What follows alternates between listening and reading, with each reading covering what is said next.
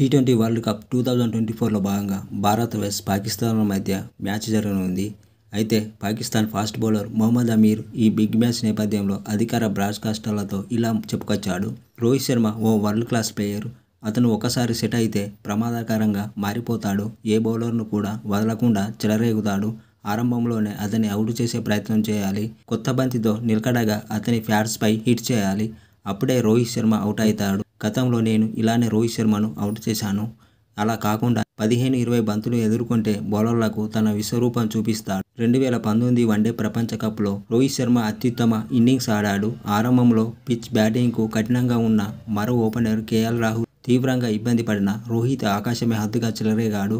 అతని కెరీర్లోనే అత్యుత్తమ ప్రదర్శన కనబర్చాడు. ఈ మ్యాచ్లో రోహిత్ శర్మ రాణించకుంటే ఫలితం మరోలా ఉండేది.